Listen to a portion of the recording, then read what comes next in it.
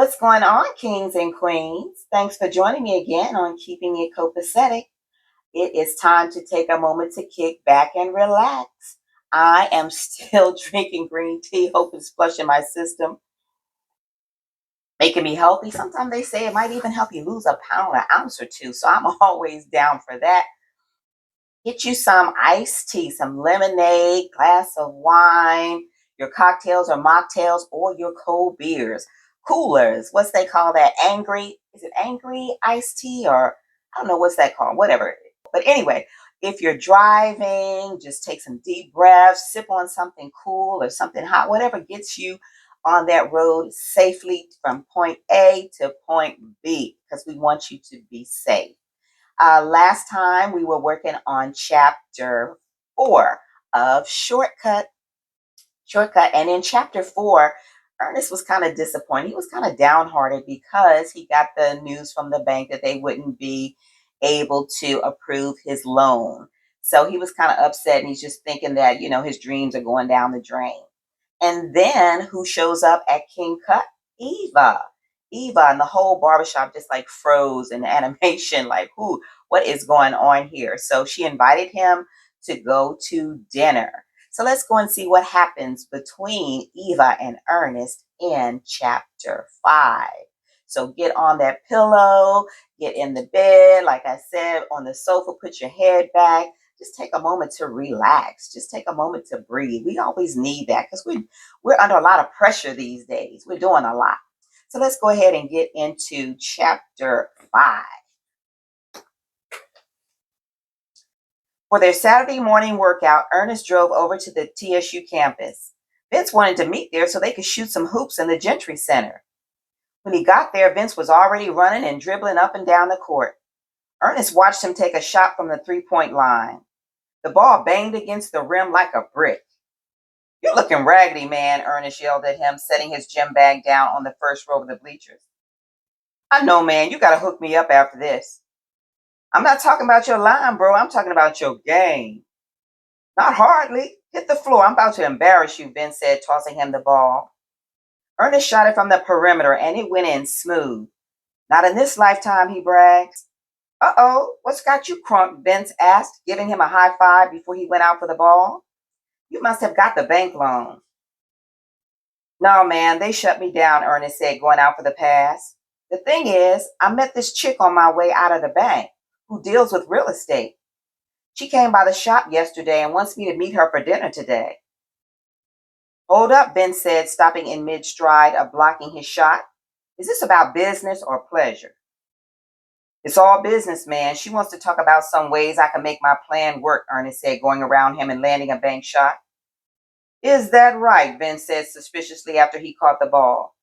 "Yeah, that's right, and I need you to cover for me," Ernest replied, holding his hands out for the ball. "I don't want Rochelle tripping for no reason." "All right. How old is this chick, and how does she look?" Vince asked, going up for a layup. "She's a little older, but she looks damn good," Ernest said, knocking the ball out of Vince's hand and going to the hoop. "What difference does that make?" Vince looked down at the floor and shook his head. "Come on, man, I know you. Plus, Rochelle's folks will kick your ass if you mess up again." "I'm not messing up. I'm trying to do something big for our family.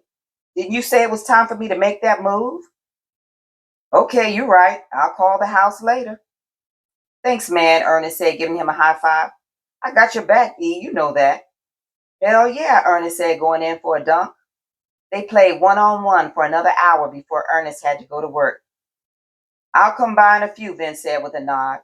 "Cool," Ernest said, grabbing his towel. Meanwhile, Eva felt excited, almost thrilled as she sat at her dressing table applying her makeup. She didn't know why this man had this effect on her, but she was eager to find out. He hadn't made any efforts or attempts to impress her. Truth be told, he acted as if he wasn't interested in her at all. His indifference only made him more attractive to her. It had taken her nearly half an hour to decide what dress to wear. Gazing at her reflection in the mirror, she hadn't felt this much anticipation since she'd gone on her senior prom. It was on that night that she'd chosen to lose her virginity. She hoped and prayed that this night would be as eye-opening. Is there something I've forgotten about? Mitchell asked, somewhat surprised when he saw her come down the stairs in one of her black cocktail dresses. Do we have plans this evening? She had hoped to dodge him on her way out and call him on the phone later, but he was passing through the foyer on his way to the study just as she was leaving. I forgot to mention that I was having dinner with some clients, she said sweetly. I'm close to finalizing a deal I've been working on. You look beautiful. Would you mind if I joined you? He asked. We could celebrate the contract being signed. That would have been nice, except I'm already running late, sweetheart, she said, giving him a quick kiss on the lips. If everything goes well, we can celebrate when I get back. All right, my love, he said, squeezing her in a tight hug. I'll miss you. Eva cringed when his cold fingers touched the bare skin on her back. I'll try not to be late, she said as she rushed out of the door. Meanwhile, the smell of his cologne set off an alarm in Rochelle's head. It was telling her that something wasn't right. For the last couple of weeks, ever since the last drive-by outside of the barbershop, Ernest had been in a funk. Now he was humming while he got dressed. She could always tell when he was up to no good because he couldn't look her in the face. I'm not having it, she said. I've been through too much. Where are you going? She demanded angrily when he walked into the living room. You heard me on the phone with Vince. I'm going over to his place. I'm going to give him a cut and a shave, and then some of his friends are coming over to play some cards. Rochelle propped her hand on her hip and cocked her head to the side. You must either think I'm a fool or crazy. What kind of friends, Ernest? Female friends? Come on, Shelley, just some guys drinking a couple of beers and hanging out. That's bullshit. You don't need to wear cologne to hang out with a bunch of guys. First of all, I put on cologne like I do deodorant. It doesn't have anything to do with where I'm going. Second, I'm not a child and you're not my mama. I don't know why you're acting crazy all of a sudden. You do know why. Because I can't trust you, she said loudly. I don't know why you keep trying to play me. I'm not stupid. Here we go again, he said wearily. Why do you keep doing this to the kids? They don't need to hear this all the time. You're the one who keeps putting me in this position. This is not how I want to be. Ernest had willingly accepted the responsibility for his actions in the past. He knew he was wrong for cheating on Rochelle, but most of that was before they got married. Aside from a slip here and there, he had been faithful to her, but she wouldn't let the past be the past. Every time he stepped out of the door, she was accusing him of going to see another woman. He was trying to be patient with her tantrums, trying to be a good husband, but he couldn't turn back time and erase what had happened. Look, baby, I'm going to catch some air and chill with my boys. Why don't you let Rhonda or Rihanna watch EJ and you go out with one of your girls? Why can't we just spend some time together? Isn't that more important? She said, crossing her arms and legs. I'm out, he said with a sigh and walked out the front door. Ernest looked back at the house as he drove away, truly sorry that they couldn't make each other happy. If he would have told her the truth, she would have still been mad. They had known each other for 18 years and still didn't know the other's needs or how to satisfy them. He wondered if anyone in the world was truly satisfied. Ernest parked in the Lowe's Hotel parking garage and walked through the hotel entrance to Ruth Chris Steakhouse. He came in and scanned the room and saw Eva having a cocktail at the bar. As he walked in her direction, he unconsciously checked his watch to make sure he hadn't kept her waiting. No worries, you're right on time, Mr. Shaw, Eva smiled when he reached the bar. Our table is ready. Eva eased out of the bar stool, leaving her drink on the counter, and led the way. Her hips drew Ernest's eyes as they swayed beneath her tight black dress to a table near the rear of the restaurant. Always a gentleman, he pulled out her chair before he sat down. I hope you don't mind. I ordered for us, Eva said. I had a busy day, missed lunch, and I'm starving. Not at all. If it's not good, then I can blame it on you, Ernest said lightheartedly. So you're not intimidated by a woman who takes charge? Eva asked as he sat down. I'm used to it, he said casually. I was raised by a single mother. Just then the waiter approached the table with crab cakes and a bottle of wine. He popped the cork and filled their glasses. Your meal will be out shortly, he said, nodding towards Eva. Thank you, Eva said, putting a forkful of the crab cake in her mouth. Ernest didn't care much about the food or the wine. That wasn't what he was hungry for. He wanted to hear all about how he could move forward with his plan. He gave Eva a chance to take a sip of wine before he folded his hands on top of the table and broached the subject. Mrs. Hamilton, I really appreciate your interest in working with me. I'm anxious to hear what suggestions you might have for me to finance my project. Seeing that he wanted to get down to business, Eva put down the wine glass and her fork. Then let me take a look at your business plan, and I'm positive that I can get you the investment that you need to get your project off the ground and running. That's excellent, Ernest said, rubbing his hands together. That's what I wanted to hear. Is this an investment group or a finance company that you work with? As a matter of fact, it is, she said, dangling the loan in front of him like a carrot in front of a hungry rabbit. Whenever you're ready, we can start looking at possible locations. That sounds great, he says guardedly. I hope you won't mind me holding off on that until there's a contract or loan approval. I don't want to find the perfect place and then get let down again.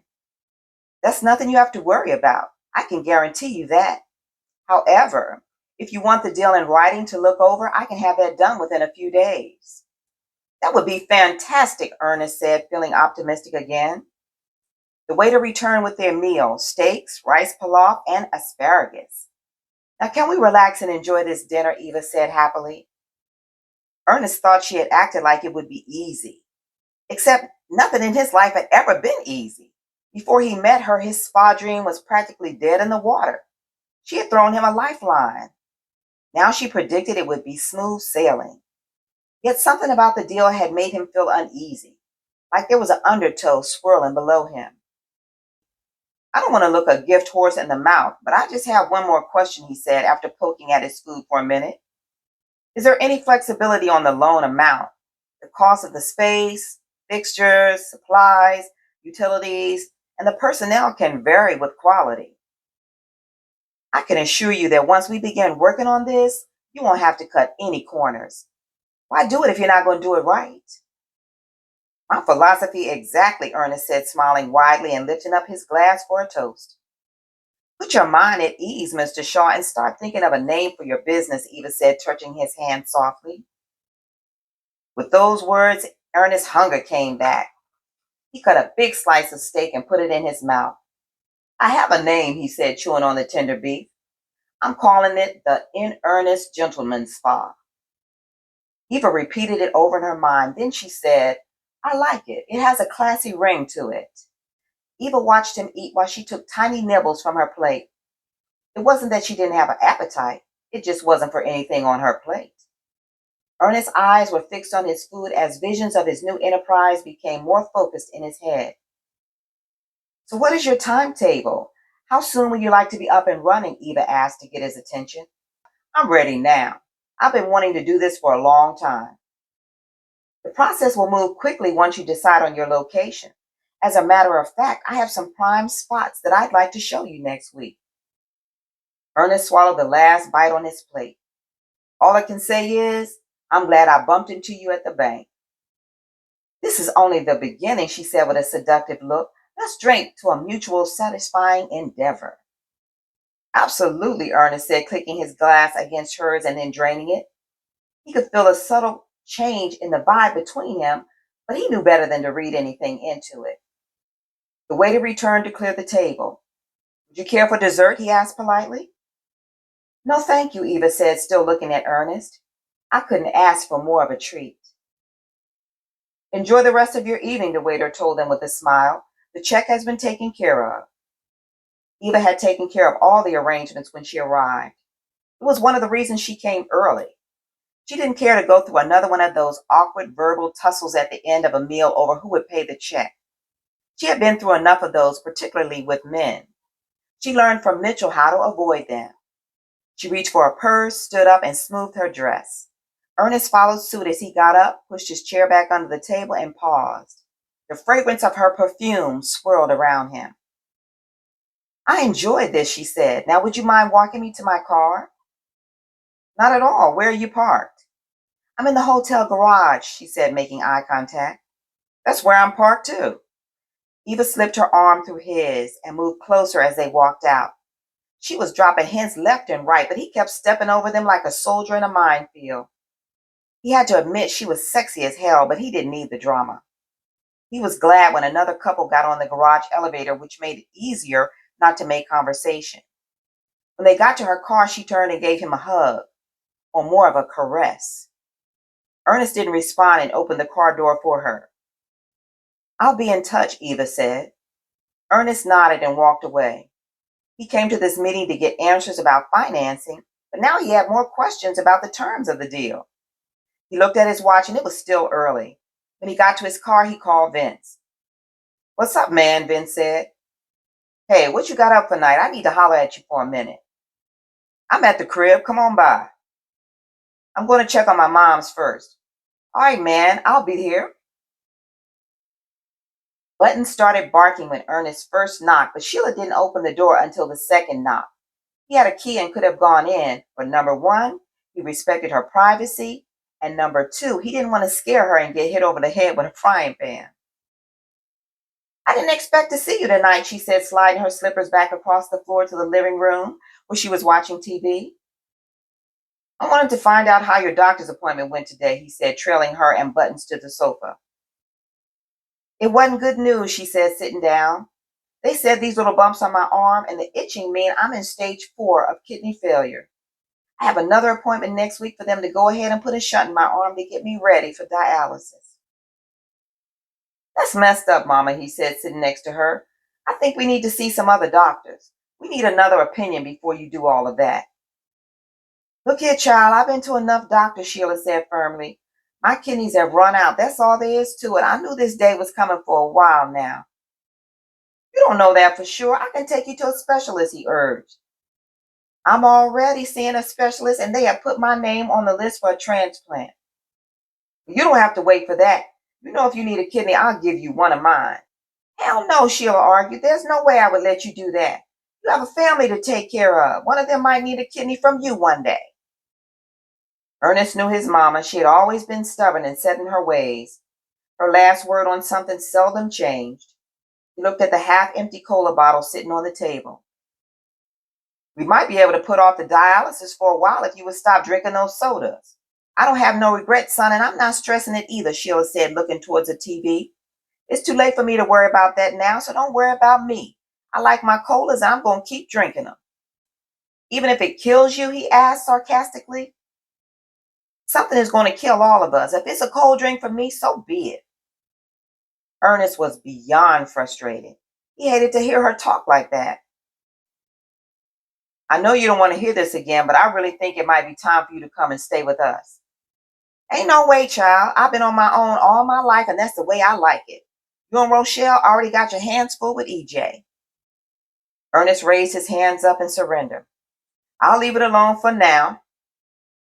"Forget about me. I'm fine. What's going on with you?" Sheila asked, changing the subject. "I might have some good news about opening up the new place I was telling you about. I think I have the financing worked out. I'll know in a couple of days." "Now that's what we needed, some good news. What about that friend of yours? How is his plan working out?" "He's working on a deal with this woman he met at the bank. He wants to keep it purely professional, but he thinks she wants something more personal." "He needs to be careful," Sheila warned. "That sounds tricky to me. The only business I know that involves money and sex is prostitution, and that's still illegal last I heard." "It's nothing like that. She's just flirtatious." "Uh-huh. I got you flirtatious. All that means is she sees something that she wants, and she's going to say and do whatever she has to do to get it." "I doubt that, Mama. My friend says she's fine. She can pull guys all day long." "Uh-huh. Well, tell him I said not to get involved with her. She sounds like trouble to me." "I'll do that," he said, kissing her on the cheek and standing up to leave. "I love you, Mama. Make sure you lock the door." "You're my heart, Ernest," she said to him as he walked to his car. Traffic was light for a summer Saturday night. Ernest pressed his foot down on the gas as he merged onto the interstate. For some reason, he couldn't get past the warnings of his mama. After talking with her, he was having some second thoughts. "Come on in, player," Vince said, grinning at the door. "Don't try it, man. It's not even like that," Ernest said defensively. Vince laughed. "Chill out, man. I'm just messing with you. You want a beer?" "I'll take one," Ernest said, following Vince back to his patio. Vince tossed him a beer. "So how did it go?" It went perfect. She's hooking me up with an investment company that will finance my whole project. That's what's up, man, Ben said, giving him a low five handshake. Congratulations, you lucked out.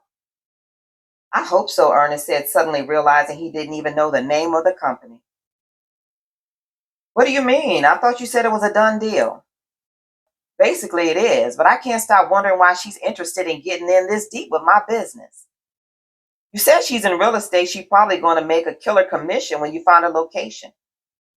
Yeah, that's probably why she was all up on me. Vince laughed again. She's letting you know that there are some fringe benefits along with the deal. Ernest shook his head. No, I don't have time for that, man. You mean you don't want to hit it, Vince asked, half teasing. She's fly for real, but I'm past all that. I'm coming correct. Vince took a big gulp from his bottle. I never thought I would see you give up your seat at the players' table. I'm all about my family and my business now, man. Nothing wrong with that. Family is a beautiful thing, Vince said seriously. I'm proud of you, man. You'll find out if you ever decide to settle down. Nah, man, marriage is not for me. Keep doing what you're doing and you're going to get caught one day. I'm too fast for them, Vince joked. They look for me and I'm gone. I hear you. Anyway, I got to go if I want to keep peace at the crib, Ernest said, finishing the rest of his beer. Rochelle was calm when Ernest got home, unusual for any other Saturday when he went out. The difference was, instead of sitting around the house brooding and worrying about who he was with for the whole night, she had gone out to see if he had lied to her. She was appeased and set at ease when she saw his car outside in Vince's driveway. She had gone so far as to even sneak around the back just to be sure. The two friends were just talking and drinking beer. So when Ernest walked through the door, she greeted him with open arms and a wet kiss. Ernest had planned to tell her about his plans for opening up a new business when she started cussing and fussing, but she caught him off guard with her good mood. He wasn't about to spoil the atmosphere talking about something he figured she didn't want to hear about anyway. For a change, they made love without the anger or frustration that was normally there. Ernest lay on his back, smiling at the ceiling fan spinning above him. Finally, all the pieces of his life were coming together. Meanwhile, Eva turned over back and forth in the bed of the guest suite. She told Mitchell the truth this time when she explained that she was restless and didn't want to disturb him. Lying next to his weakening body was more than she could stand. It had been several months, more months than she wanted to even count, since she'd had a man satisfy her passion. She hadn't been on the hunt, but like a lioness that spots an unsuspecting prey, she was motivated by her hunger. The hotel room she reserved at Vanderbilt Lowe's had disappointingly gone wasted. She had thrown out enough bait over dinner, but Ernest hadn't taken any of it. Now her desire had turned into a troublesome itch that moved from one spot to another, making her uncomfortable. Mitchell was in their bedroom wondering what new imprudence he would have to contend with from Eva.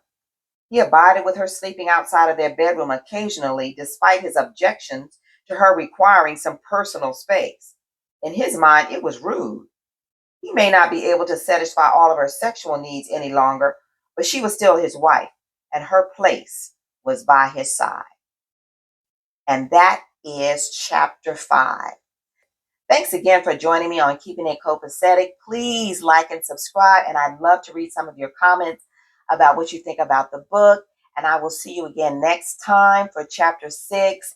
Take care of yourselves, keep it calm and copacetic, and definitely be safe in all of the trauma that we have out in these streets. Take care.